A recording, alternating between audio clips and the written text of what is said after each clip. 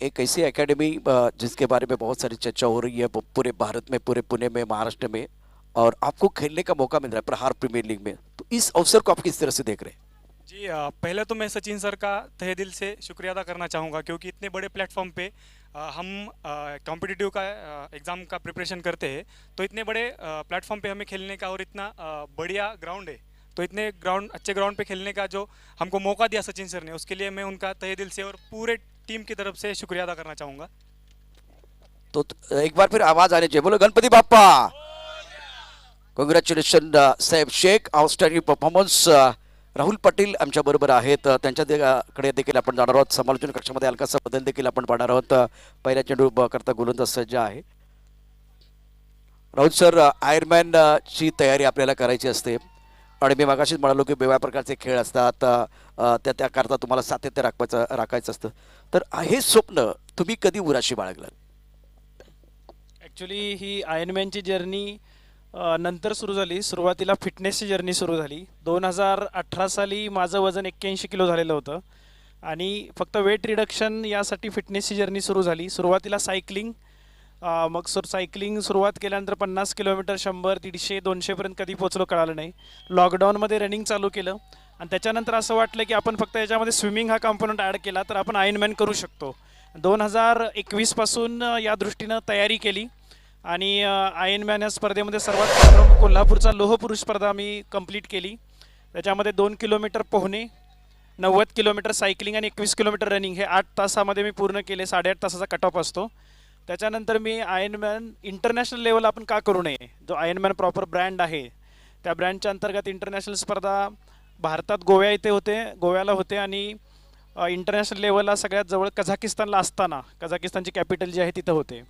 कझाकिस्तानला असतानाला मी तयारी केली आणि तिथे मी 6 तास 59 मिनिटांमध्ये ही स्पर्धा पूर्ण केली. डॉक्टर राहुल सर आमच्याबरोबर होते, त्याने आमच्याशी छान मनमोकळ्या गप्पा मारल्या आणि निश्चित आयर्नमॅन किती मोठी अग्निपरीक्षा असते ते त्यांनी पार केलेले. सर धन्यवाद आमच्याबरोबर या ठिकाणी मनमोकळ्या गप्पा मारल्याबद्दल. त्याचबरोबर तुम्हाला मी विनंती करेन पुन्हा एकदा आपण व्यासपीठावरती असतं बा. मैदानातला मॅच रंगतदार आहे, दमदार आहे, शानदार आहे, खेळ वजनदार आहे. तर यावेळेला या सामन्याचं धावतं वर्णन घेऊन आमच्याबरोबर जोडले जातात पुण्यनगरीचा एक मंत्रमुग्ध करणारा आवाज, अर्थात नरेश ढोमे सर, आणि मायनगरीमधला आवाज Manish Patil. Over to combox.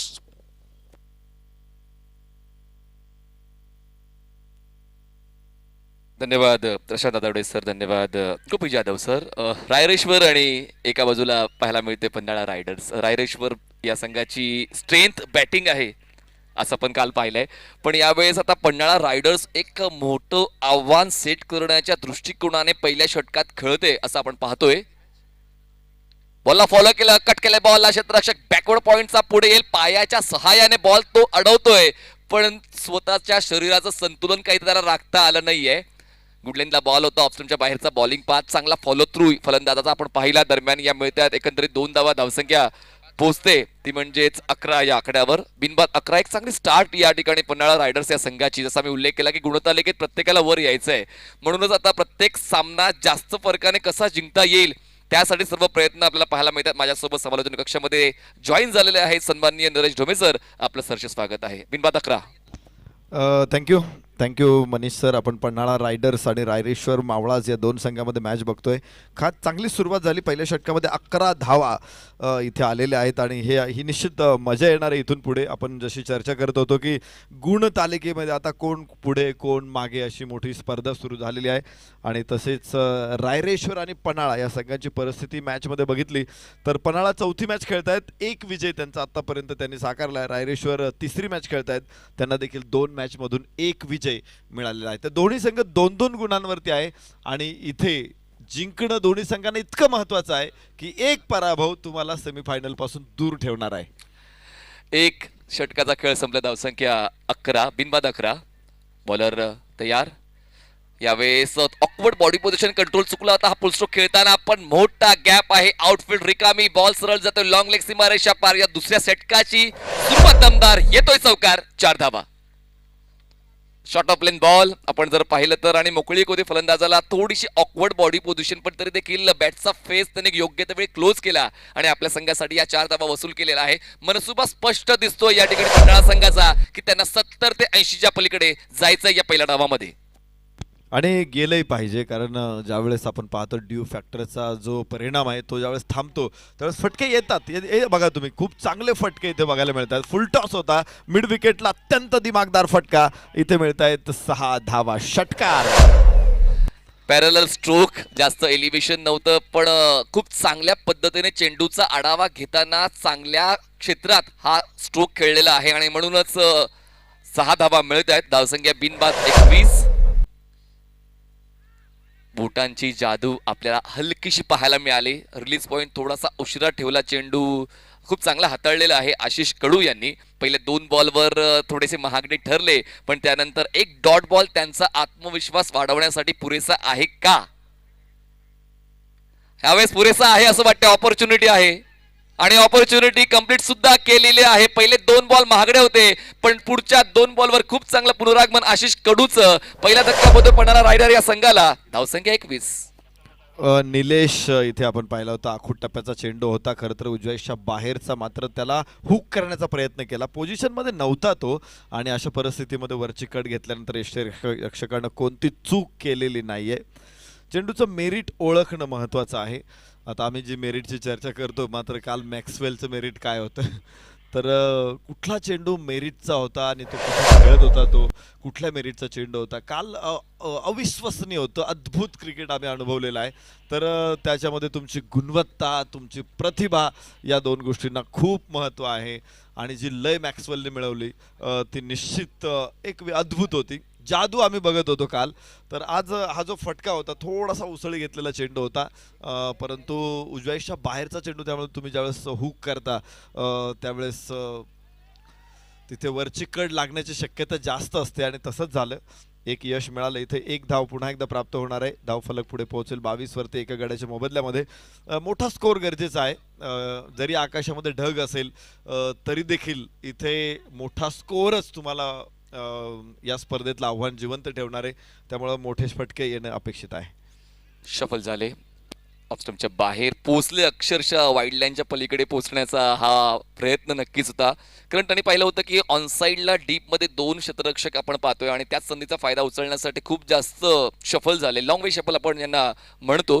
पण एक सिच्युएशन कंट्रोलमध्ये आहे पन्हाळा रायडर या संघाचा असं आपण म्हणू शकतोय, कारण सुरुवात चांगली करून दिलेली आहे, पण मात्र आता ती सुरुवात टिकवणं गरजेचं आहे. उर्वरित फलंदाजांना पुढच्या 4 षटकांमध्ये 2 षटकांचा खेळ संपलाय. धावसंख्या 1 गडी बाद 22. निश्चित पहिल्या षटकामध्ये 11, दुसऱ्या षटकामध्ये 11. पॉवर प्लेची ही दोन्ही षटकं चांगली राहिलेली आहेत. 22 धावा या दोन्ही षटकामध्ये प्राप्त झालेल्या आहेत, आणि त्यामुळे अजून वेगवान धावा बनवाव्या लागतील. आपण बघू शकतो की अजय सुतार 2 धावसंख्येवरती, विशाल 1 धावसंख्येवरती, दोघंही नवीन आहेत. आणि जो एकमात्र स्कोरर होता ज्यानं चांगली फटकेबाजी केली होती तो बाद झाला, निलेश बाद झाला. त्यानंतर धावा वाढवण्याचं काम हे खरं तर इतर फलंदाजांवरती आहे. काल आपण बघितलं होतं की मला ते 90च्या आत 7 विकेट होत्या ऑस्ट्रेलियाच्या, आणि आपण सगळ्यांनी असं ठरलं 86 वरती 7 विकेट पडल्या होत्या. असं वाटलं होतं की आता अफगाणिस्तान सहज जिंकणार, आणि कदाचित जर मार्जिन जास्त राहिलं तर नेट रन रेटमध्ये ते सुद्धा वरती येतील, आणि त्यांच्या सेमीफायनलच्या अपेक्षा या निश्चित निर्माण होतील. भारताला कदाचित अफगाणिस्तान बरोबर खेळावं लागेल सेमीफायनलला. आम्ही सुद्धा मनात मांडे खात होतो की आता आपली सेमीफायनल सोपी असणार आहे. आपण एकदा केनिया विरुद्ध खेळलो होतो सेमीफायनल, मला तर 2003च्या वर्ल्ड कपमध्ये. तर तसंच वाटत होतं की आता अफगाणिस्तान बरोबर आपण खेळणार. आम्ही लगेच पुढच्या दृष्टीनं आखणी सुरू केली होती की आता फायनल आपण क्लिअरली खेळणार आहे, पण नियतीला ते मान्य नसावं. आणि तुम्ही बघितलं असेल की ऑस्ट्रेलियाचा नेट रन रेट सुद्धा काल खूप चांगला दिसतोय, आणि आता कदाचित न्यूझीलंड बरोबर सेमीफायनल आपली होऊ शकते, किंवा पाकिस्तान बरोबर. दिसतं तसं नसतं म्हणून जग फसतं. या ठिकाणी व्हाईट बॉलची 1 धाव मिळेल आणि आता धावसंख्या पुढे पोहोचते 23 वर. पण काल मात्र एकच शब्द जो आपण नेहमीच म्हणतो कुठल्याही क्रिकेटपटूसाठी, जो एक हाती किल्ला लढवतो, 1 मॅन शो. धावसंख्या 23, पन्हाळा रायडर्स वर विकेट. आखू टप्प्याचा बॉल, लेग स्टंपच्या बाहेरचा bowling path, easy decision for umpire. Wide बॉलची एक धाव मिळेल. धावसंख्या 24 वर पोहोचते. पहिला फलंदाज बाद झाल्यानंतर धावसंख्येची जी गती आहे थोडी कमी झाली किंवा कमी होते असं कुठेतरी जाणवते आणि म्हणून सागर रासकरला स्पेल कंटिन्यू करण्यासाठी बोलवण्यात आले, जे इकॉनॉमिकल राहिलेत. सागर रासकर पहिलं षटक अप्रतिम होतं. इथं स्लोवर वन चेंडू अलगट टप्पा पडल्यानंतर अगदी सावकाश यष्टीरक्षकापर्यंत पोहोचलाय. धावा मात्र 24 आहेत. या षटकामध्ये काही मोठ्या धावा आलेल्या नाहीत. खरं तर मॅक्सवेल काल बाजीप्रभू देशपांडेची दुसरी आवृत्ती होता. पन्हाळा संघाला असा बाजीप्रभू देशपांडे आज मिळेल का? मिळाला होता, तो टिकवता आला नाही. निलेश ज्याने एक चांगली सुरुवात केली, 19 धावा, पण संयम नव्हता निलेशकडे. ड्राईव्ह करण्याचा प्रयत्न, आउटसाइड एज, बॉल बॅकवर्ड पॉइंटला, पूर्णपणे शरीर झोकलं होतं. हा बॉल अडवण्यासाठी इनपुटच्या अगदी पलीकडे बॉल अडवला जाईल तोपर्यंत पूर्ण होते 1 धाव आणि धावसंख्या पोहोचते आता 25 वर. 25 धावा एका गड्याच्या मोबदला. विशाल आणि अजय सुतार थोडेसे शांत आहेत. विकेट पडल्यामुळे ते जास्त लगेचच अटॅक त्यांनी सुरू केलेला नाही. 3 बॉलमध्ये अजय सुतार 2 वरती, 4 बॉलमध्ये विशाल 2 वरती आहे. सागर रासकर पुन्हा एकदा तयार आहे. यस, थोडा सरळ बॅटनं लॉंग ऑफला उडवलेला हा चेंडू आहे. क्षेत्ररक्षक समोर असल्यामुळे एकच धाव प्राप्त होणार आहे आणि धावफलकावरती 26 धावा एका गड्याच्या मोबदल्यामध्ये. एक एक धाव जोडायचं दोघांचं एक काम आहे. मधल्या षटकांमध्ये तुम्हाला खेळावं लागतं. अशा प्रकारे 6 षटकांची मॅच आहे आणि आपण बघत असतो की जे चांगले फलंदाज आहेत ते वरच्या 4-5 मध्ये असतात आणि त्यांनी जास्त वेळ खेळपट्टीवरती राहिलं तर शेवटच्या षटकामध्ये धावा येऊ शकतात. ड्राईव्ह केलंय बॉलला क्षेत्ररक्षक, लॉंग हॉपचा चांगला त्या ठिकाणी प्रतिकार पाहायला मिळालाय. झेलसाठी जाऊ शकले असते पण चौकार जाण्याची शक्यता होती, त्याचमुळे धावा वाचवणं हेच त्यांनी गृहीत धरलं आणि धावा वाचवल्या सुद्धा. आपल्या संघासाठी 3, 1 धाव मिळते. धावसंख्या 1 गडी बाद 27 धावा. या षटकामध्ये रासकरने चांगलीच कामगिरी केली. 5 चेंडूमध्ये फक्त 5 धावा खर्च केल्यात. चांगलं क्षेत्ररक्षण बघायला मिळालं. त्याचं टेक्निक चांगलं होतं. आपण कॅच घेण्यासाठी त्यानं जरूर प्रयत्न केला पण लक्षात आलं की कॅच होत नाही. तर त्यावेळेस चेंडूच्या एकदम समोर आला, त्याचा बाउन्स चेंडूला मिळू दिला नाही आणि तो चेंडू बाउन्स होण्याच्या आतच त्याने खाली दाबला. तर हे महत्त्वाचं असतं. तुम्ही टेनिस बॉलवरती क्षेत्ररक्षण करत असाल तर. आणि आपण बघतोय इथे हवेमध्ये चेंडू, फलंदाज अजय सुतार होणार आहे बाद. धक्का बसत दुसरा. पन्हाळा रायडरचा दुसरा मोहरा धारातीर्थी पडला. सागर रासकरनं यश मिळवलंय. 27 धावा 2 गड्याच्या मोबदल्यामध्ये 3 षटकांचा खेळ संपला. पन्हाळा रायडर्स. अजय सुतार बनला सागर रासकरचा शिकार. 3 षटकं संपलेत, 2 गडी बाद 27. आता थोडी या आयोजकांकडे आपण थोडी चर्चा करूया. Sachin Dhawale is maths and reasoning academy Pune. Naresh sir, जर या स्पर्धेचा बक्षिसाचं स्वरूप जर आपण पाहिलं, ज्यामध्ये कॅश प्राईज आहे, ज्यामध्ये तुमचा कोर्स देखील तुम्हाला मिळणार आहे, खेळाडू जे जिंकणार आहेत आणि स्टेशनरी सुद्धा तुम्हाला मिळणार आहे, तर या स्वरूपाबद्दल काय सांगाल?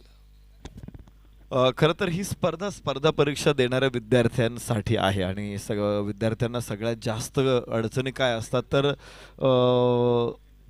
अकॅडमिक्स, प्रशिक्षण आणि त्याचं साहित्य किंवा पुस्तकं वगैरे या गोष्टी ज्या अत्यंत महत्त्वाच्या असतात. मी बघत असतो बऱ्याचशा विद्यार्थ्यांकडे पुस्तकं घ्यायला पैसे पण नसतात किंवा अडचणीतून ते शिक्षण घेत असतात. अशा वेळेस हे विद्यार्थी अनेक पुस्तकांच्या झेरॉक्स काढून अभ्यास करत असतात. तुम्ही नवी पेठ, सदाशिव पेठ या परिसरामध्ये गेले तर तुम्हाला झेरॉक्सची खूप मोठी दुकानं बघायला मिळतील, खूप दुकानं बघायला मिळतील. त्याचं कारण आहे की स्पर्धा परीक्षांचा अभ्यास करणारे विद्यार्थी झेरॉक्स काढूनच अभ्यास करत असतात. अशा परिस्थितीमध्ये या स्पर्धेच्या माध्यमातून खेळाडूंना पुस्तकं मिळत आहेत, खेळाडूंना कोर्स मिळत आहेत. तर ही एक चांगली अपॉर्च्युनिटी खेळाडूंसाठी की तुम्हाला जर अडचणी असतील, आर्थिक अडचणी असतील तर या स्पर्धेच्या माध्यमातून तुम्हाला बक्षीस म्हणून हे पुस्तकं आणि तुमचे कोर्स प्रशिक्षण मिळणार आहे. तर सरांच्या या कल्पकतेला दाद देऊ. आम्ही मैदानाकडे जाऊया जिथे 4 धावा प्राप्त होणार आहे. धावफलकावरती 29 धावा. जास्त कॅश प्राईज न ठेवता सरांनी या ज्या गोष्टी ठेवलेल्या आहेत या खरंच महत्त्वाच्या आहेत आणि संकल्पना निश्चित चांगली आहे. पहिलं, दुसरं, तिसरं, चौथं त्यामध्ये फक्त कॅश प्राईज मध्ये थोडे डिफरन्सेस आहेत. कोर्स आणि जे स्टेशनरी आहे ते सर्वांना मिळणार आहे. यावेळेस बघा पुन्हा एकदा हुक करण्याचा प्रयत्न. क्षेत्ररक्षक शॉर्ट फाईन लेगचा उंच उडी घेऊन बॉलला आत ढकलतोय. दरम्यान मिळते ही 1 धाव आणि धावसंख्या पोहोचते आता पन्हाळा रायडर्स या संघाची 2 गडी बाद 33 धावा. 9.90 ची गती आहे आणि जर याच गतीने पुढे गेले तर 55 ते 60 पर्यंत मजल जाऊ शकते पन्हाळा रायडर्सची आणि एक चांगली मॅच होऊ शकते. निश्चित मॅच तर जबरदस्त होणारच आहे. मात्र सचिन ढवळे सरांचं व्यक्तिमत्व आपण बघितलं तर मला त्यामध्ये दोन पैलू दिसतात. एक संवेदनशीलता आणि दुसरी विनयशीलता. हे दोन अत्यंत महत्त्वाचे गुण आहेत सचिन ढवळे सरांकडं. मी नेहमीच त्यांच्याबद्दल ऐकलेलं आहे की त्यांनी अंध, अपंग किंवा गरीब विद्यार्थ्यांना आपल्या इन्स्टिट्यूटमध्ये मोफत प्रवेश दिलेला आहे. त्यांच्याकडून कुठल्याही प्रकारे ते फी घेत नाहीत, त्यांना मोफत शिकवतात आणि विशेष म्हणजे अन्य क्षेत्रामध्ये, अन्य गोष्टींमध्ये देखील खूप मदत करतात. उंच आकाशामध्ये चेंडू लॉंग ऑन प्रयत्न भरपूर केले, मात्र चेंडू जमिनीवरती पडतोय. 2 धावा इथे प्राप्त होतील गौरवला आणि धावफलकावरती आपण बघतोय स्कोअर 34 धावा 2 गड्याच्या मोबदल्यामध्ये. षटक क्रमांक 3-4 सुरू असताना पन्हाळा रायडर्स 34 लॉस ऑफ 2. प्रत्येक प्रेक्षकाला वाटतं की आपल्या मनासारखंच मैदानाच्या आतमध्ये घडायला पाहिजे, म्हणजे आपल्या संघाच्या हिताचंच मैदानाच्या आतमध्ये घडायला पाहिजे. पण खेळाडू आणि प्रेक्षक यामध्ये मोठी तफावत असते आणि खेळाडूंना मैदानाच्या आतला दबाव काय असतो ते जाणून खेळायचं असते आणि त्याचमुळे काही गोष्टी त्यांच्या मनासारख्या घडत नाहीत. धावसंख्या 2 गडी बाद 34 झाले. सतीश पाटील 3 चेंडूमध्ये 7 धावा खर्च करतायत. फोर्स केलाय बॉलला, क्षेत्ररक्षक आहेत 2, जजमेंट घेताना थोडेसे कमी पडले आणि लगेचच बॉल सरळ स्ट्रेट लॉंग ऑन सीमारेषा पार. 2 क्षेत्ररक्षकांना चकवून मिळतील या धावा 4 चौकार. रायरेश्वरनं बुरुज अधिक भक्कम, तटबंदी अधिक भक्कम करण्याची गरज आहे. अशी जर तटबंदी फुटत राहिली, तुटत राहिली, उद्ध्वस्त होत राहिली तर रायरेश्वरचा किल्ला ढासळू शकतो. धावफलकावरती 38 धावा 2 गड्याच्या मोबदल्यामध्ये. सामाजिक जाणीव ही महत्त्वाची असते, ती सचिन ढवळे सरांच्या माध्यमातून आम्हाला बघायला मिळते आणि त्यामुळं सातत्यानंच सामाजिक क्षेत्रामध्ये मोठं योगदान, विद्यार्थ्यांसाठी मोठं काम आणि म्हणूनच प्रहार जनशक्ती पक्षाबरोबर आदरणीय बच्चूभाऊ कडू यांच्याबरोबर त्यांचे निश्चित प्रकारे मैत्री झाली, त्यांचे संबंध जुळले आणि त्यांचाच जो समाजसेवेचा वसा आहे तो सचिन ढवळे सर आता पुढे घेऊन जात आहेत. विशेष म्हणजे प्रहार जनशक्ती पक्षाकडून त्यांना विधान परिषदेची उमेदवारी देखील मिळाली. त्यांनी ती निवडणूक लढवली आणि बघितलं आपण की भरघोस मतदान त्यांनी तिथे घेतलं. विजय जरी मिळाला नसेल मात्र लोकांचं प्रेम मतपेटीच्या माध्यमातून आपल्याला बघायला मिळालं ते खूप जास्त सचिन ढवळे सरांना मिळालेलं आहे. तर ही त्यांच्या कामाची पोचपावती आहे. क्या बात आहे. 2 गडी बाद 39. चांगला बॉल खोलवर टप्प्याचा, बॅकलिफ्टचा चांगला वापर केलाय. बॉल मिड विकेटला कव्हर केला जाईल तोपर्यंत आरामात एक धाव पळून पूर्ण केलेली आहे. आता थोडी घाई गडबड दिसत नाहीये या 2 फलंदाजांची, कारण यानंतर अजूनही 2 षटकांचा खेळ बाकी आहे. विशाल खेळतात 8 वर, गौरव खेळतात 7 वर. पन्हाळा रायडर संघाची धावसंख्या 4 गडी बाद 40 झालेली आहे. जसा आपण उल्लेख केला होता की 55 ते 60 आता थोड्याशा अपेक्षा वाढलेल्या आहेत समर्थकांच्या. आता 65 ते 70 पर्यंत मजल जाऊ शकते का नरेश सर?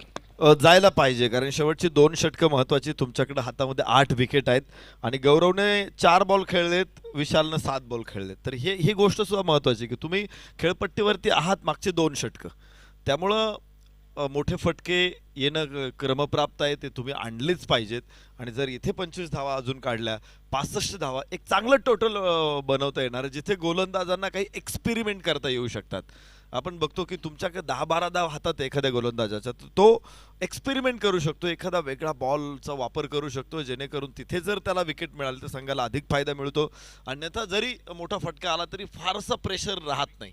मग या परिस्थितीमध्ये गोलंदाजांना संधी मिळाली तर ते अधिक प्रभावी कामगिरी करू शकतात. क्या बात आहे. आता म्हणजे दोघांना ती संधी आहे, म्हणजे गोलंदाज सुद्धा म्हणजे या षटकामध्ये मुख्यत्वे 5व्या षटकामध्ये सर्व काही दडलेलं आहे या डावाचं सार. विकी डांगे नवीन गोलंदाज 5व्या षटकासाठी आपण पाहतोय. पंचांच्या डावीकडून घेत आहेत स्टार्ट. स्ट्राईक एंडला फलंदाज असतील गौरव. 40 धावा 2 गडी बाद. फोर्स करायचा प्रयत्न, कनेक्शन प्रॉपर होत नाहीये. बॅटच्या मध्यावर बॉल आदळत नाहीये. दरम्यान थोडासा नाराज आहे स्वतःच्या या स्ट्रोकवर फलंदाज गौरव. मिळते ही 1 धाव. धावसंख्या 2 गडी बाद 41. विकी डांगे गोलंदाजी मार्कवरती. पहिलं षटक आहे विकी डांगेचं आणि समोर फलंदाज विशाल. पन्हाळा रायडर्स या गटामध्ये थोडंसं आव्हान इतर संघांसाठी जास्त कठीण आहे, कारण लोहगड आणि तोरणा हे 2 संघ असे आहेत की दोन्ही संघांनी सगळे सामने जिंकलेले. जवळपास 3-3 सामने दोन्ही संघांचे आहेत. त्यामुळे इतर संघांना आता पुढचे सगळे मॅचेस जिंकायच्यात आणि बरोबरीनंच पुढच्या सगळ्या मॅचेस लोगड तोरणाने हारायच्यात. तेव्हा तेव्हा नेट रन रेटमध्ये मजा येणार आहे. या सगळ्या कंडिशन भरपूर कंडिशन्स आहेत, त्याची चर्चा करू आपण. पण निश्चित मला माहिती आहे की या स्पर्धेमध्ये जे संघ खेळतात, जरी एखादा संघाच्या काही मॅच जास्त पराभूत झाल्या तरी देखील तो संघ नाउमेद होऊन कधीच मैदानामध्ये उतरत नाही. आणि स्पर्धा परीक्षा देणाऱ्या विद्यार्थ्यांमध्ये हा गुण तुम्हाला आढळतो नेहमीच. ते कधी नाउमेद होत नाही. एखादी मेन्स गेली, प्रिलिम्स गेली तरी पुढच्या वर्षी परत तयारीने उतरतात आणि पुन्हा ती परीक्षा क्रॅक करायचा प्रयत्न करतात. तर हे खूप महत्त्वाचं आहे आणि खरं तर या विद्यार्थ्यांकडून ते शिकण्यासारखं आहे. 100% म्हणजे पहिल्याच अटेम्प्ट मध्ये तुम्हाला संधी मिळेल असं नाही, आणि त्याचमुळे तुमची मनस्थिती थोडीशी अजून बळकट तुम्हाला बनवावी लागते. त्यासाठी तयारी स्पर्धा परीक्षा देणाऱ्या विद्यार्थ्यांची आहेच की. दरम्यान हा व्हाईट बॉल आहे, एकदा मिळेल. धावसंख्या पोहोचते 2 गडी बाद 42 धावा. आणि म्हणतात ना की तुम्हाला आता जेव्हा तुम्ही एक क्षेत्र निवडलेलं आहे तर तुम्हाला जबाबदारीच्या पलीकडे जाऊन मेहनत घ्यावी लागणार आहे. या स्वीप केलंय, मोठा गॅप आहे, बॉल सरळ जातोय, लॉंग लेग सीमारेषा पार. मिळतील या धावा 4. धडाकेबाज प्रहार प्रीमियर लीग चौकार. अत्यंत महत्वाचा फटका इथे विकी डांगे खरं तर चांगली गोलंदाजी करत होता, धावा रोखण्यात यशस्वी ठरला होता. मात्र डावेष्टीवर टाकलेला चेंडू अत्यंत सुंदर स्वीप शॉट बघायला मिळाला. गौरवकडून मिळत आहेत 4. 47 2 गड्याच्या मोबदल्यात. इम्प्रोव्हाइज करण्याचा प्रयत्न केला गौरवने इथे. क्षेत्ररक्षक स्क्वेअर लेगला दुसरा स्वीपर आपल्याला बघायला मिळाला आणि एकच इथे मिळेल गौरवला धावफलकावर 48 2 गड्याच्या मोबदल्यात. विकेटचा शोध जो खूप वेळापासून घेतला जात नाही, आणि धावांना बळकटी देण्यासाठी हे 2 फलंदाज आता हात खोलतायत असं देखील नक्कीच सांगावंसं वाटते. पण या 5व्या षटकामध्ये आतापर्यंत विकीने चांगली कामगिरी केली आहे. दोन्ही फलंदाज अटॅकिंग मूडमध्ये आहेत, पण मोठे स्ट्रोक येत आहेत सुद्धा, पण धावा तितक्या वेगानं पुढे जात नाही जितकी अपेक्षा फलंदाजांना होती. धावसंख्या 48 झाले.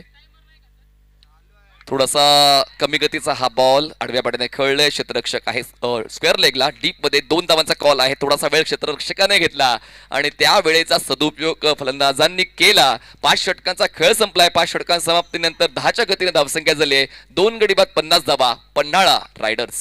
एक गोष्ट आपल्या लक्षात येते की 20 मिनिटं जी 5 षटकांसाठी आहेत ती संपलेली आहे आणि त्यामुळं आता इथे एक क्षेत्ररक्षक तुम्हाला 38 सर्कलच्या आतमध्ये आणावं लागेल आणि तुम्हाला P2 मध्ये ज्या प्रकारची रचना असते 4 क्षेत्ररक्षक 38 सर्कलच्या बाहेर, तशा रचनेमध्ये आता क्षेत्ररक्षण ठेवावं लागेल. 50 धावा 2 गड्याच्या मोबदल्यामध्ये रायरेश्वर मावळा संघ निर्धारित वेळेमध्ये 5 षटकं टाकू शकलेले नाहीत आणि त्यामुळं त्यांना एक क्षेत्ररक्षक 38 सर्कलमध्ये वाढवावा लागेल. विकी डांगेच्या हातामध्ये चेंडू सोपवलेला आहे. 50 धावा 2 गड्याच्या मोबदल्यामध्ये.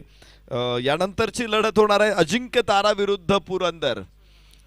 दोन्ही संघाचे संघनायक नाणेफेकीसाठी चला. अजिंक्य तारा विरुद्ध पुरंदर, दोन्ही संघाचे संघनायक नाणेफेकीसाठी चला. यानंतर टॉस होणार आहे. तर 50 धावा 2 गड्याच्या मोबदल्यामध्ये पन्हाळा रायडर्स. आशिष कडू गोलंदाजी मार्कवर. यावेळेस बघा बॅकफुटला गेले, ऑफस्टंप पर्यंत पोहोचले, सरळ बॅटचा वापर केला, बॅक टू द बॉलर. चांगली सुरुवात या षटकाची आशिष कडूची. Dot ball. एक गोष्ट बघितली का मनीष सर की चेंडू टाकल्यानंतर तो फॉलो थ्रू मध्ये एकदम 2 पावलाचा होता. बॉल परत येतोय म्हटल्यानंतर तो तिथेच उभा राहिला, एकदम असा फ्रीज झाला आणि अलगद बॉल अडवला. वा, इतकं कमी शॉर्ट फॉलो थ्रू मध्ये थांबणं हे निश्चित कठीण असतं वेगवान गोलंदाजाला. मात्र आशिष कडून तिथे चांगला चेंडू अडवला. लागोपाठचे 2 चेंडूमध्ये धावा नाही ते आणि हे शेवटचं षटक आहे. धावा तिथेच आहे 50. 2 चेंडू ऊर्जा देऊन जातील आशिष कडूला. धावसंख्या 50 वर थांबले. यावेळेस अपील तर झाले, फलंदाजाची देहबोली सांगून जाते. पंचांचं बोट आकाशाकडे आहे. कॉडबियनच्या स्वरूपात फलंदाज होत आहेत, पण आशिष कडू इम्प्रेस करतो या शेवटच्या स्लॉग ओव्हर मध्ये. एकही धाव खर्च न करता 1 विकेट मिळवतोय आणि सर्वात महत्वाची बाब म्हणजे काय तर गौरवला बाद करतोय. 50 धावा 3 गडी बाद. पन्हाळा रायडर्स. जबरदस्त क्रिकेट खेळलं जातं. प्रत्येक वेळी प्रेक्षकांचा फोकस हा फलंदाजांवरच राहिलेला आहे, पण काही गोलंदाज आहेत जे प्रवृत्त करतायत प्रत्येक प्रेक्षकाला आपल्या कामगिरीकडे लक्ष वेधण्यासाठी, आणि तीच कामगिरी या षटकामध्ये आशिष कडूची पाहायला मिळते. नवीन आता फ्रेश बॅटर मैदानाच्या आतमध्ये पाहायला मिळणार आहे. शुभम स्ट्राईक एंडला असतील. 3 चेंडूचा खेळ अजूनही बाकी आहे. 60च्या पलीकडे जाण्याचा प्रयत्न तर नक्कीच पन्हाळा रायडर्स या संघाचा असेल.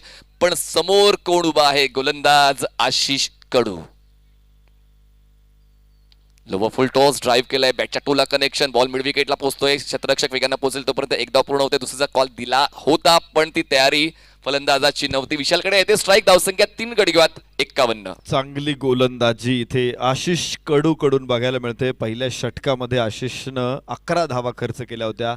या षटकामध्ये अक्षरशः त्याने दुष्काळ आणलेला आहे. एकच धाव देताना 1 गडी बाद केलाय. 51 धावा 3 गड्याच्या मोबदल्यामध्ये. डेथ ओव्हरमध्ये प्रचंड प्रभावी आशिष कडू. रायरेश्वर मावळ आपण 60-65 ची चर्चा करत होतो, मात्र आता तुम्ही बघताय की केवळ 51 आहेत. तर मागच्या 10 चेंडूमध्ये केवळ 11 धावा आलेल्या आहेत. मागच्या 10 चेंडूमध्ये केवळ 11 धावा आणि 1 फलंदाज गमावलेला आहे पन्हाळा रायडर्सनं. ज्या पद्धतीने तुम्ही पहिल्या 4 षटकामध्ये खेळला होता तिथे तुमच्या चालत्या गाड्याला खीळ घालायचं काम आशिष कडूने केलेलं आहे. आणि पाहूया अजूनही 2 चेंडूंचा खेळ बाकी आहे. पण जेव्हा वाटतं आपल्याला की सर्व काही संपलंय तेव्हाच आपण नवीन सुरुवात करत असतो. पण या ठिकाणी अजूनही बॉल आणि बॅटचा कुठेतरी रुसवा पाहायला मिळतोय. दरम्यान धावाचीच्या स्वरूपात फलंदाज होतोय बाद. 1च धाव या षटकामध्ये आतापर्यंत खर्च केलेले आहे आणि आता बसतोय धक्का क्रमांक 4. 51 धावा असताना आणि आता शेवटचा बॉल बाकी.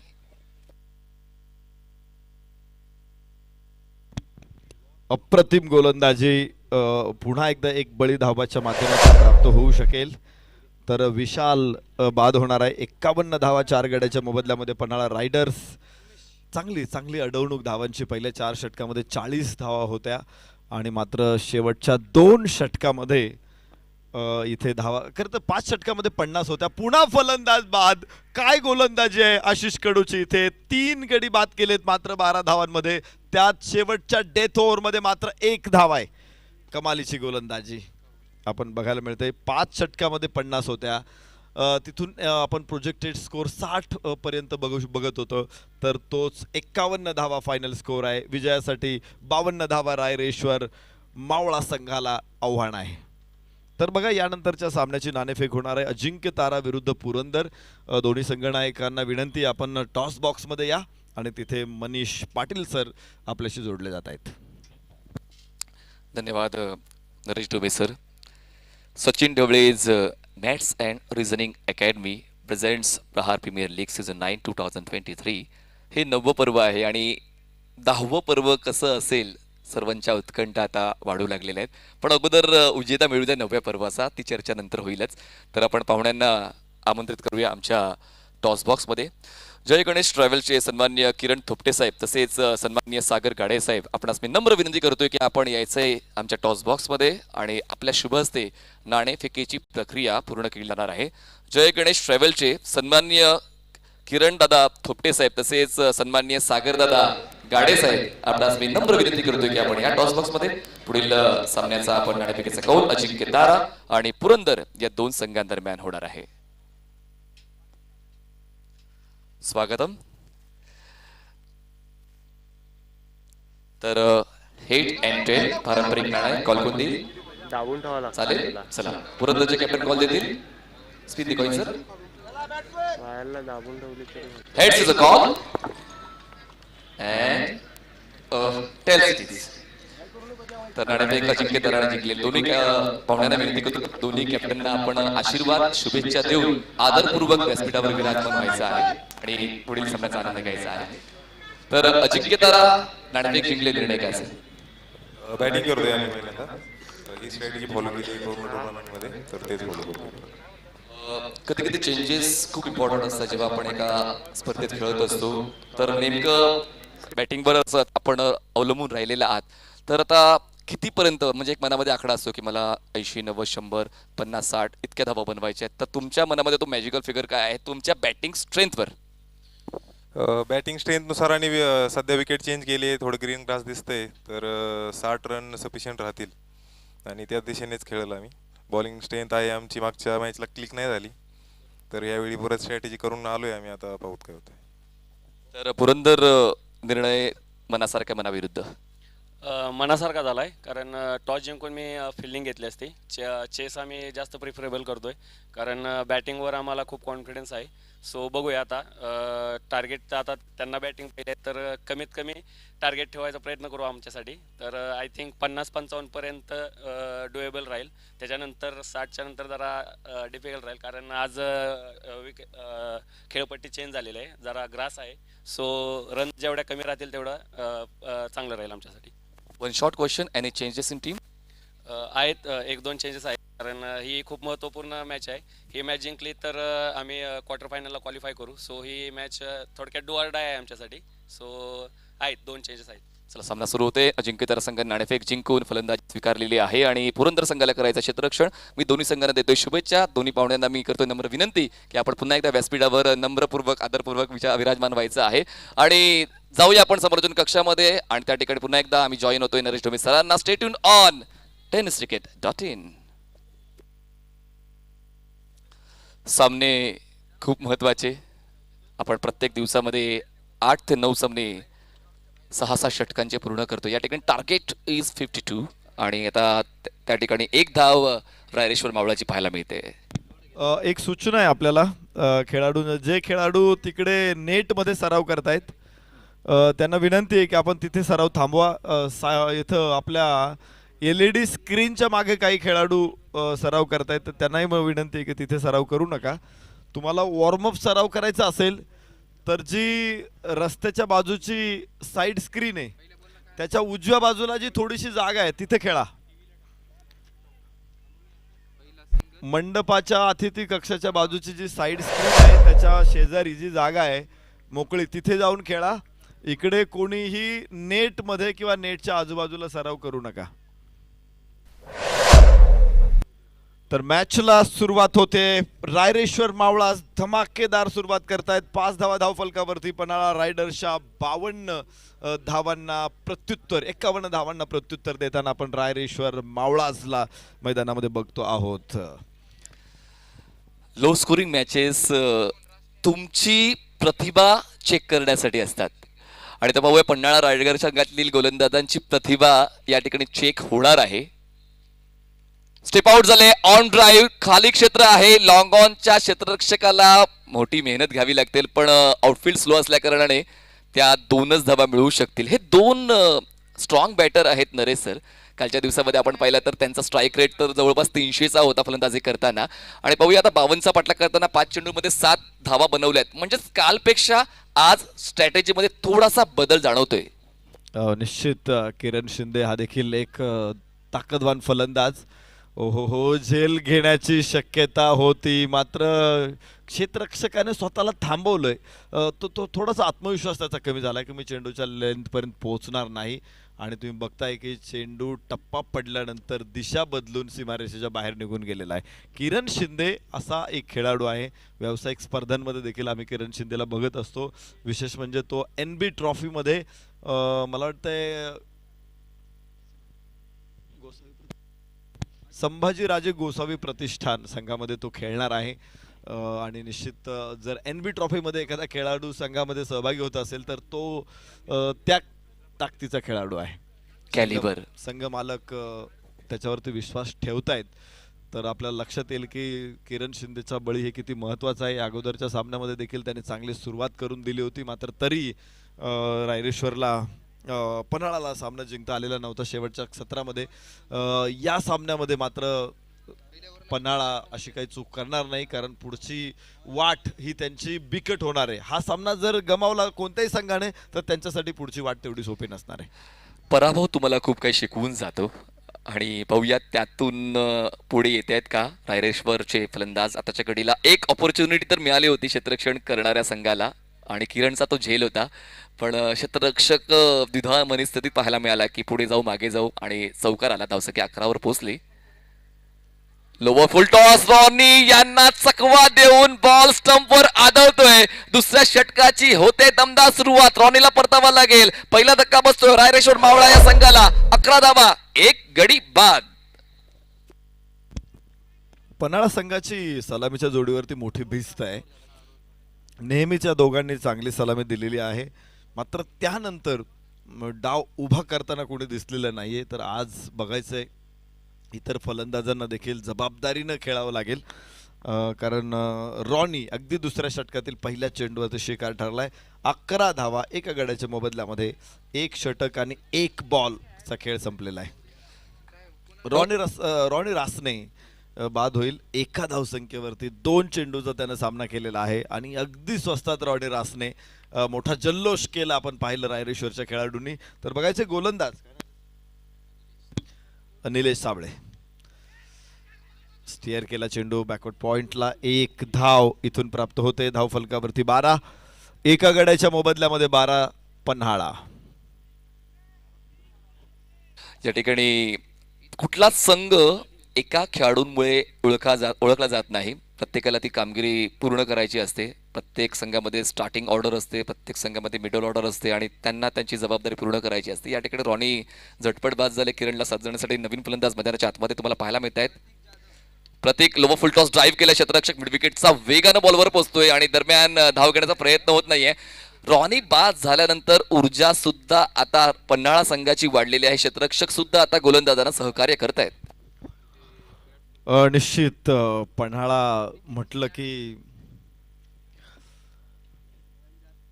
एक अतिशय दमदार, अतिशय मजबूत किल्ला आणि स्वराज्याच्या दृष्टीने अत्यंत महत्त्वाचा होता. अनेक वेळा तो पारतंत्र्यात गेल्यानंतर परकीय सत्तांच्या आधिपत्याखाली आल्यानंतर छत्रपती शिवरायांनी तो जिंकून घेतला. विशेषतः कोंडाजी फर्जन यांनी पन्हाळ्यावरती केली गेली लढाई आपल्या सगळ्यांना माहिती आहे. तर गनिमी कावा आणि त्याचबरोबर प्रचंड चातुर्याच्या जोरावरती त्यांनी तो किल्ला जिंकला होता. मात्र 300 मावळ्यांसहित इथे पन्हाळ्याचं आक्रमण मोडून काढलं जातंय का? एक महत्वाचा खेळाडू, सातत्यानं विजयाच्या मार्गातला मोठा अडसर होता किरण शिंदे आणि किरण शिंदेचा बळी इथे मिळतोय. दुसरा फलंदाज रायरेश्वरला इथे सापडलाय. 2 गडी बाद. धाव फलकावर 12. जबाबदारी तितकीच घ्या जितकी तुम्ही उचलू शकता. किरण यांना कालचा सामना आठवत असेल की काल सुद्धा मी आणि रॉनी बाद झाल्यानंतर संघ संकटात होता. पण आता आज सुद्धा तेच चित्र पाहायला मिळते. आज सुद्धा रॉनी आणि किरण हे लवकरात लवकर बाद झालेले आहेत. टार्गेट तितकं मोठं नाहीये नरेश सर. 52 धावा पूर्ण करायच्या होत्या 36 चेंडूंमध्ये आणि पहिल्या षटकात सुद्धा चांगल्या धावा बनल्या होत्या. पण नियंत्रण आता गोलंदाजाचं आणि पन्हाळा संघाचं रायरेश्वर या संघावर पाहायला मिळते. कारण 2 आघाडीचे फलंदाज हे झटपट बाद झालेत. निश्चित आता कोणीतरी बाजी प्रभू व्हायला पाहिजे, कोणीतरी मुरार बाजी व्हायला पाहिजे, कोणीतरी शेलार मामा व्हायला पाहिजे. ओव्हर रिव्हर्स खेळण्याचा प्रयत्न आहे. मात्र थर्ड मॅनला क्षेत्ररक्षक आहे. त्या तडफेने कोणीतरी मॅक्सवेल व्हायला पाहिजे. लढणं इथे गरजेचं आहे आणि लढाई सुरूच राहणार आहे. 2 मोहरे तंबूत परतल्यानंतर आता रायरेश्वरच्या इतर खेळाडूंवरती जबाबदारी आहे आणि मला वाटतंय मॅक्सवेल पासून प्रेरणा जर घेतली तरी ही मॅच जिंकून देता येऊ शकते. बघा, खेळ असा करा की लोकांनी उदाहरण म्हणून तुमचं नाव घेतलं पाहिजे. आणि आता मॅक्सवेलचं नाव मला असं वाटतं जिकडे जिकडे क्रिकेटच्या स्पर्धा होतील, टेनिस बॉल, लेदर बॉल, 1 महिन्यापर्यंत किंवा यानंतर कधीही जेव्हा जेव्हा अशी सिच्युएशन येईल आवर्जून नाव घेतलं जाईल, आवर्जून तो उल्लेख केला जाईल. कारण तशी कामगिरी खेळली जाते. टेनिस बॉलमध्ये देखील अशा कित्येक घडामोडी घडलेल्या आहेत आणि त्या खेळाडूंनी त्या सामन्याला, त्या स्पर्धेला अजरामर केलेला आहे. म्हणूनच हा जो क्रिकेटचा खेळ आहे पूर्ण भारतभर आणि मुख्यत्वे महाराष्ट्रामध्ये प्रत्येक तरुणाच्या गळ्यातला ताईत बनलाय. केवळ मॅक्सवेलच नाही तर कमिन्स सुद्धा निश्चित नाव यायला पाहिजे पुढे. ज्या पद्धतीने तो खेळला 68 चेंडूमध्ये त्यानं मात्र 11 धावा काढल्यात. ज्या पद्धतीने तो एका बाजूने खंबीरपणे उभा राहिला, जखमी झाला होता, क्रॅम्प आला होता, अशा परिस्थितीमध्ये देखील त्याला सावरायला वेळ दिला कमिन्सनं. तो एक चट्टान म्हणजे कठीण खडकासारखा एका बाजूने उभा राहिला. हे महत्त्वाचं असं, हे कॉम्बिनेशन महत्त्वाचं आहे. म्हणजे आम्ही एक इनिंग बघितली होती ज्यावेळेस रोहित शर्माने 264 धावा केल्या होत्या. त्यावेळेस रॉबिन उथप्पा त्याच्या बरोबर होता. 16 चेंडूमध्ये रॉबिन उथप्पाने 16 धावा काढल्या होत्या आणि एका बाजूला रोहित शर्माला एक प्लॅटफॉर्म सेट करून दिला होता. मात्र कालचा जो कमिन्सचा खेळ होता, मॅक्सवेलचा खेळ होता, तो बिनतोड होता. म्हणजे मला वाटत नाही की वन डे क्रिकेटच्या या मोठ्या जवळपास 40, 45, 50 वर्षांच्या इतिहासामध्ये कधी असा खेळ कोणी बघितला असेल. कालची संध्याकाळ, आता आजची सकाळ आणि आजची दुपार कोण आपल्या नावावर करते. रायरेश्वर मावळा 2 गडी बाद 16 धावा, 6.87चा current run rate. Require run rate थोडा जास्त आहे, 9.82. यावेळेस बघा पायांची हालचाल तितकीशी प्रॉमिसिंग वाटली नाही, फक्त प्लेसमेंट कव्हरला पाहिलं आणि आता बघा ओव्हर थ्रो. या गोष्टींना तुम्हाला दूर ठेवावं लागेल. इतका सोपा थ्रो आहे, इतकं सोपं गॅदर आहे, धाव घेण्याचा प्रयत्न फलंदाज करत नाहीये, तर घाई का करायला हवी. मिळतात या 2 धावा रायरेश्वर मावळा या संघाला.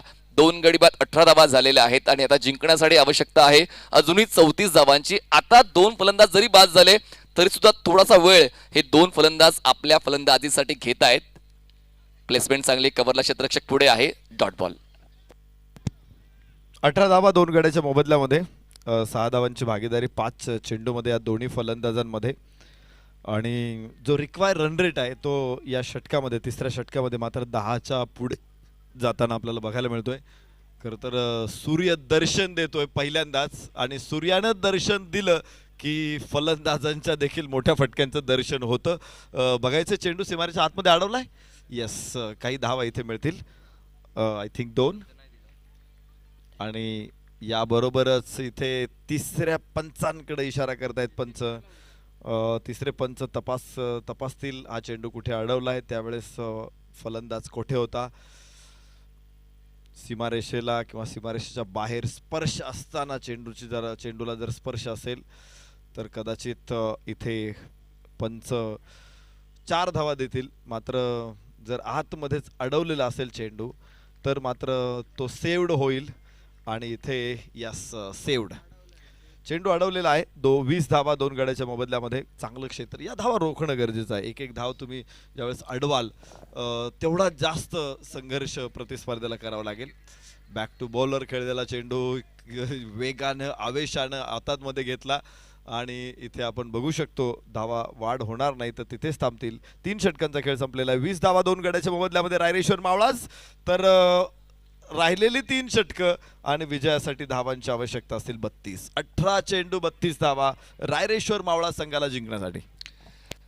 रायरेश्वरने हा सामना स्वतःसाठी कठीण करून घेतलाय असंच मला वाटतंय, कारण 3 षटकांमध्ये जितकी धावसंख्या बनवणं आवश्यक होतं तितकी बनत नाही आणि त्यातल्या त्यात 2 फलंदाज बाद झालेले आहे. मान्य करतो की 2 आघाडीचे फलंदाज बाद झालेत, पण आता थोडासा वेळ वाट पाहिली जाते आणि पाहूया आता ते किती वेळेपर्यंत पाहिली जाईल. कारण आता आस्किंग रन रेट जसा आपण उल्लेख या अगोदरच्या षटकामध्ये केला होता की 10.20 होता, त्या पुढे गेला, आता जवळपास 11चा आस्किंग रन रेट झालेला आहे. आणि म्हणूनच आता त्या गतीनं खेळ करण्यासाठी 2 मोठे स्ट्रोक येणं आवश्यक आहे प्रत्येक षटकामध्ये. मंगेश 2 वेळ खेळत आहेत, प्रतीक 7 वर खेळत आहेत. दोघांचा स्ट्राईक रेट जवळपास 100चा आहे.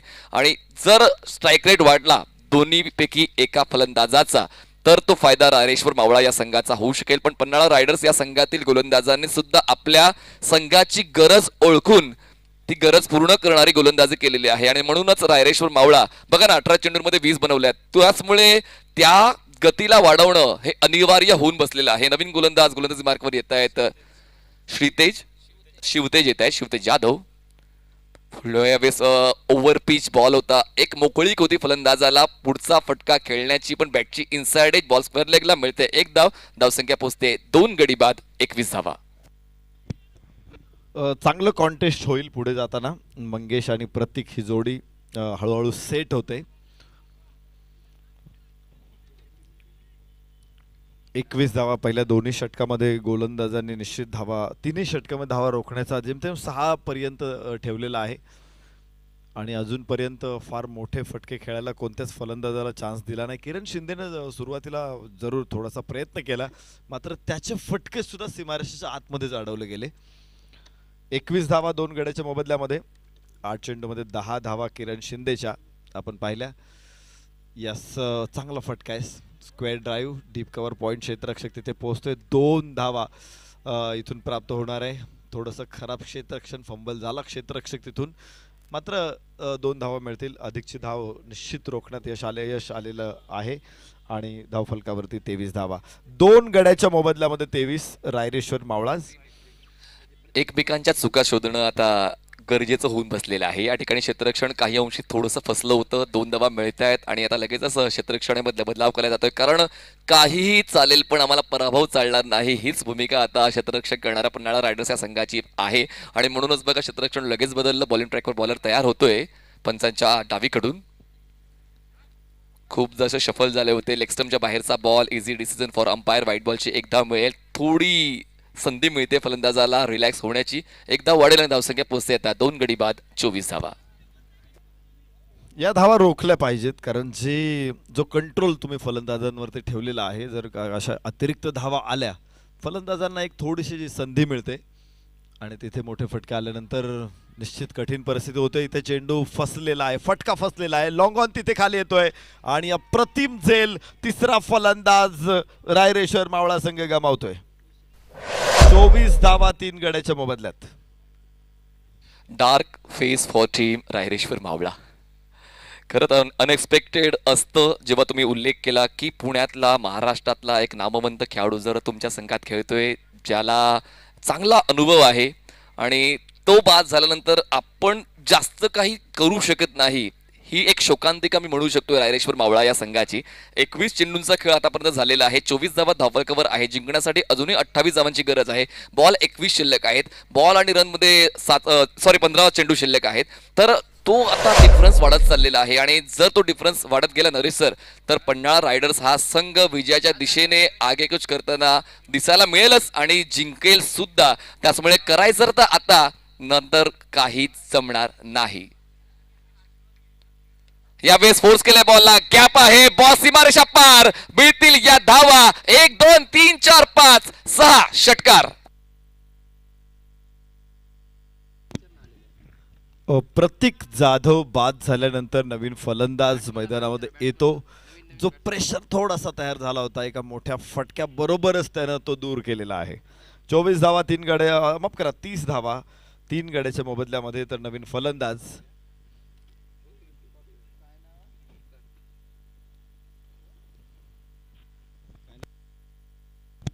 वाह वाह वाह, दुसरा लागोपाठचा अत्यंत दिमागदार. वाह, जिथे गरज होती धावांची, 2 फटक्यांबरोबर इथे पुन्हा रायरेश्वर मावळासला आणलंय शर्यतीमध्ये. 36 धावा धावफलक दाखवतोय 3 गड्याच्या मोबदल्यामध्ये रायरेश्वर मावळास. 2 चेंडूंवर मागच्या सर्व चुका माफ असं आपण म्हणू शकतोय. पूर्णपणे आता वरचष्मा राहिलेला आहे रायरेश्वर मावळा संघाचा, कारण धावसंख्येचा वेग आता वाढलेला आहे. द्रुतगतीनं धावफलक पुढे जातोय आणि आता ती हरवलेली लय रायरेश्वर मावळा या संघाला सापडलेली आहे. क्रेडिट गोज टू सनी सुतार. बघू शकतो, हो हो, इथे अडवलाय चेंडू. एक गोष्ट आपण बघतो की रुसलेली बायको आणि रुसलेलं नशीब हे कधीतरी हसतच. तसं झालेलं आहे. 3 गडी बाद झाले होते 24 वरती आणि आपण अशी चर्चा करत होतो रायरेश्वर मागे आलेले आहेत. पण तुम्ही बघत असाल की नवीन फलंदाज मैदानामध्ये आला, सुतार, सनी सुतार, आणि त्याने काय कारागिरी सुरू केलेली आहे. 2 षटकार ठोकत इथे 36 वरती स्कोर आणलेला आहे. 4 षटकांमध्ये 36 धावा. 12 चेंडू आता शिल्लक आहेत आणि 12 चेंडूमध्ये मात्र 16 धावांची आवश्यकता आहे. सनीने पहिल्याआधी सनसनी या सामन्यामध्ये 4थ्या षटकामध्ये होत्याचं नव्हतं करण्याचं काम सनीने केलेलं आहे. आणि सनीकडे ती शक्ती आहे, सनीकडे ते टायमिंग आहे, सनीकडे ते ॲग्रेशन आहे. आता सनीला त्याचा सहखेळाडू साथ कशी देतोय ते देखील तितकंच महत्वाचं आहे. मंगेश आणि सनीची ही जोडी कशा पद्धतीनं धावांचा पाठलाग करते ते पाहूया. आता पन्हाळा रायडर संघाकडून गोलंदाज वापरला जातोय. निलेश येत आहेत आमच्या VIP डायस एंड कडून, पंचांच्या डावीकडून घेत आहेत ते स्टार्ट. क्षेत्ररक्षकांचा आढावा घेतला तर गलीला एक क्षेत्ररक्षक आहे, शॉर्ट कव्हरला एक आहे डीप कव्हरला, long off long on, mid wicket, square leg. उलट दिशेने खेळण्याचा प्रयत्न जरूर झाला होता, थोडं डिफ्लेक्शन झालं, बॉल थोडासा डायव्हर्ट झाला. Let's see. या ठिकाणी एक धाव तो पूर्ण झालेली आहे. एक धाव पूर्ण होते आणि धावसंख्या पोहोचते आता 37 या आकड्यावर. सुरुवात चांगली झाली, मध्यंतर चांगलं झालं, शेवट देखील चांगला करायचं आहे. त्यासाठी तुमची कृती महत्वाची आहे आणि तीच कृती आता मैदानाच्या आतमध्ये सनीच्या वतीने आपण पाहतोय. सनीला 7 मंगेश देतोय. आता गोलंदाजी मार्कवर नवीन गोलंदाज 5व्या षटकासाठी येतोय. निलेश आपल्या संघाची विजयाची जबाबदारी स्वीकारेल का? वेग आहे, फोर्स केलाय बॉलला ऑन द राईट. क्षेत्ररक्षक येतोय, डाऊन द बॉल, लॉंग ऑफला कॅच कॅरी. पुन्हा एकदा प्राइसलेस विकेट मिळते. सामन्यामध्ये येतोय ट्विस्ट, सामना होणार आहे सुपर हिट. Wicket down.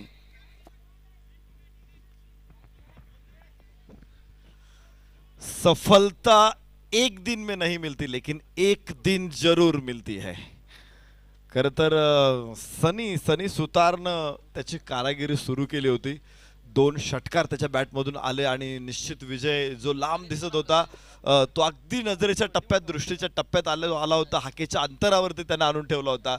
मात्र सनीला बाद करण्यात यश मिळालेलं आहे आणि पुन्हा एकदा कमबॅक, पुन्हा एकदा उलटफेर या मॅचमध्ये होईल का? पन्हाळा पॅन्थर्स कडून प्रति आक्रमण कसं होतं हे बघायचंय. विजयासाठी अजूनही 15 धावांची आवश्यकता आहे. संयम सोडणं म्हणजेच पराभवाच्या दिशेने आगेकूच करणं असंच होतं. या ठिकाणी ड्राईव्ह केला हलक्या हाताने बॉलचा चांगला पाठलाग क्षेत्ररक्षक करतोय. लोअर बॅकलीचा वापर फलंदाज करतोय. एकदा मिळते स्ट्राईक रोटेशन, एक धावेने धावसंख्या पोहोचते 38. जिंकण्यासाठी आवश्यकता आहे आता 9 चेंडूंमध्ये 14 धावा. 9 balls and 14 runs required to win. छोटासा रनअप आहे गोलंदाज निलेश साबळे यांचा. चांगला बॉल खोलवर टप्प्याचा. पुन्हा एकदा बॅटच्या टोला connection back to the bowler. या षटकामध्ये खूप मोठा उलटफेर पाहायला मिळतोय आणि पुन्हा रायडर्स या संघामध्ये पुनरागमन करतोय. 8 चेंडूंमध्ये आवश्यकता आहे 14 धावांची.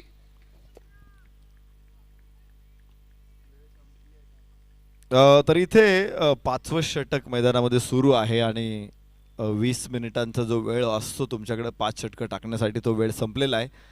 त्यामुळे शेवटच्या षटकासाठी तुम्हाला 4 क्षेत्ररक्षक 38 सर्कलच्या बाहेर ठेवावे लागणार आहेत. आणि त्याचबरोबर आपण बघू शकतो की हे षटक निश्चित निर्णायक ठरले. 2 षटकामध्ये 16 धावा. निश्चित सामना जवळ होता जरा. मात्र इथे निलेश साबळेने काय गोलंदाजी केली. दुसरं षटक टाकतोय निलेश साबळे. मात्र 4 धावांमध्ये 3 गडी टिपलेले आहेत. अप्रतिम गोलंदाजी, भेदकता आणि दाहकता स्पष्ट दिसते. वाह वाह. इथे पुन्हा सुंदर चेंडू, निर्धाव. याचबरोबर षटकाची होईल सांगता. या षटकामध्ये मात्र 2 धावा. अगोदरच्या षटकामध्ये 2 धावा. एकूण 4 धावांमध्ये 3 गडी बाद करणारा निलेश साबळे. तर धावफलका विजयासाठी आता 6 चेंडू आणि 14 धावांची गरज. स्वतःवर इतका तरी आत्मविश्वास असला पाहिजे की तुमच्यावर येणाऱ्या संकटांचा तुम्ही न डगमगता सामना कराल आणि तोच अप्रोच निलेशचा राहिलेला आहे. आणि एक मोमेंटम जो शिफ्ट होणारा होता रायरेश्वर या संघाकडे, तो मोमेंटम आता पन्हाळाकडे शिफ्ट करण्यासाठी महत्त्वपूर्ण गोलंदाजी निलेशने केलेली आहे. पण अजूनही काहीच संपलं नाहीये. 5 षटकांचा खेळ संपलेला आहे. धावसंख्या झालेली आहे 38 आणि जिंकण्यासाठी अजूनही आवश्यकता आहे 6 चेंडूंमध्ये 14 धावांची. 6 balls and 14 runs required to win. 6 चेंडू 14 धावा. 6 चेंडूंमध्ये 14 धावा. 12 चेंडू 16 धावा. मॅच 6 चेंडू 14 धावा आलेली आहे. या अगोदर आपण बघितलं होतं की 18 चेंडूंमध्ये तब्बल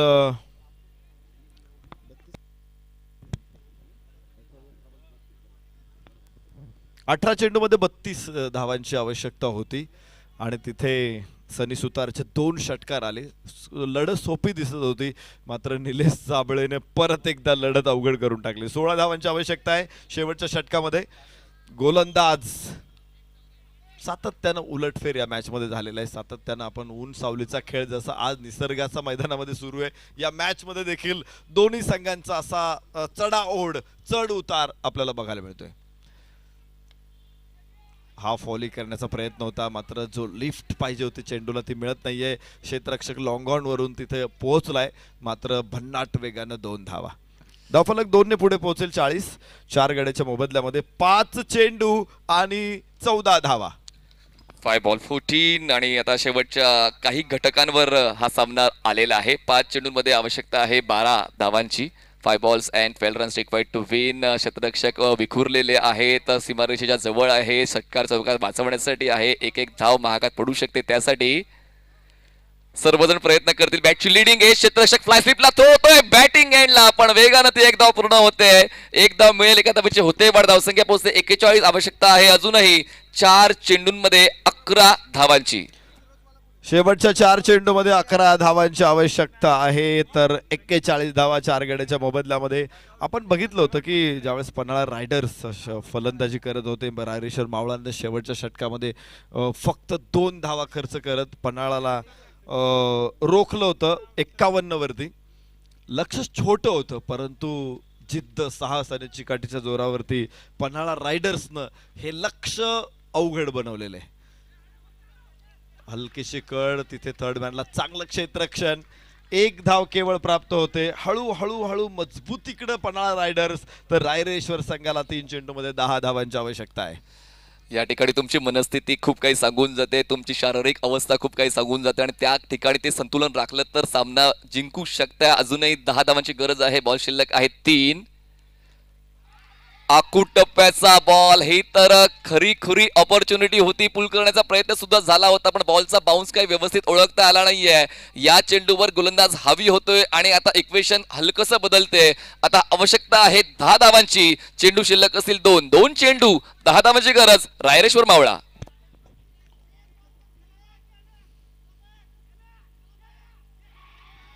पुन्हा चांगला चेंडू इथे, पुन्हा शॉर्ट ऑफ लेन, पुन्हा एक हलकासा उंची दिलेला चेंडू आणि तिथेच निर्धाव. दोन्ही चेंडू अप्रतिम टाकले. मोठा फटका फलंदाज आपण बघतोय की हाफ व्हॉलीवरती मोठे फटके मारण्याच्या तयारीत होता, त्या पोझिशनमध्ये होता, मात्र शॉर्ट ऑफ लेंथ टाकली गोलंदाजाने. दोन्ही वेळेस त्याला रोखून ठेवलंय. 42 धावा, शेवटचा चेंडू 10 धावा आणि पन्हाळा रायडर्सचा एक दिमाखदार, शानदार, रुबाबदार विजय इथे साकारला जातोय. गोलंदाजांनी कमाल केली. विशेषतः निलेश साबळेचं कौतुक करावं तेवढं थोडंच आहे. 2 षटकामध्ये 4 धावात मिळवले, 3 बळी आणि त्याचमुळं इतर षटकांवरती आलेलं प्रेशर.